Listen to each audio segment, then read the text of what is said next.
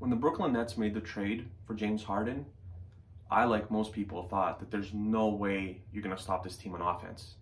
And they've proven that to be correct. But when people said that, they wouldn't be great defensively, I kind of brushed it off, to tell you the truth, because I didn't think it could really get that bad defensively. And here we are, the James Harden trade has happened. He's here now, and the defense is awful.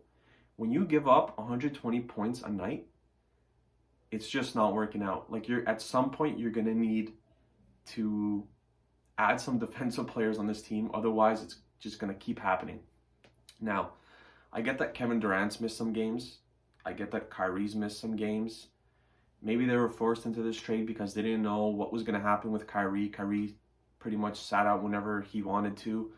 So I don't necessarily blame them for going out and getting James Harden. Another thing I said when the trade had happened, I didn't think that they gutted their roster as much as I thought they would. For example, they still kept Dinwiddie and they kept Joe Harris. That's fine and well. The defensive side of the ball, it's been a real struggle.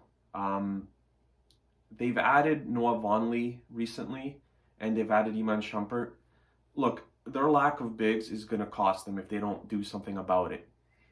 And DeAndre Jordan isn't what he used to be, but he can still be a pretty good piece off the bench, not as a starter. So they're going to have to do something. They're going to have to add a big man, either, via another team waiving a player or someone off the free agent market. There's not much out there in free agency. There's guys like Tyson Chandler. I don't know. I was just looking at it recently. Ante Zizic. Like, there's not a lot out there. Unless they're looking at this season and just saying, we combined KD, James Harden, and Kyrie Irving, and we're just kind of hoping to win the title without really playing any defense, which might boggle a lot of people's minds. But when you have Steve Nash and D'Antoni on the bench, guys who really aren't known for their defense, it might not surprise a lot of people. They could just be using this season as maybe a test run to see if this could work. They're still going to have 2 more seasons with Kyrie Irving. They're still going to have 2 more seasons I believe it's 2 more seasons with James Harden.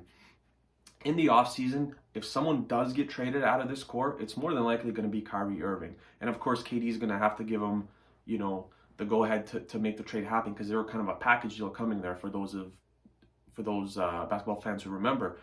But if they want to compete this year, they're going to have to add a piece. They're going to have to add another defender on the wing. Like, KD's a decent defender, but when you think of defense, he's not exactly a player that you think of.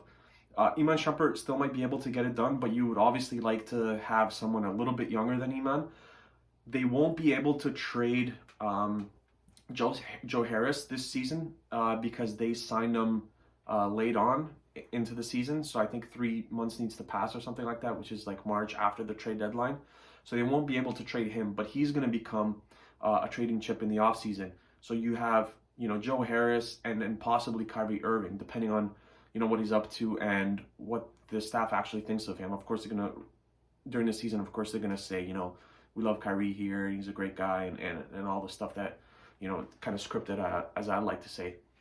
But this offseason is going to be very interesting. If they don't add more pieces this season, they're going to get bounced. They could get bounced in the second round. First round, they could probably get by whomever they play, depending on where they finish, of course. But in the offseason, they're going to have to add pieces, because this team going forward isn't going to win anything. And I think this is where, getting rid of a guy like Jared Allen kind of hurts them.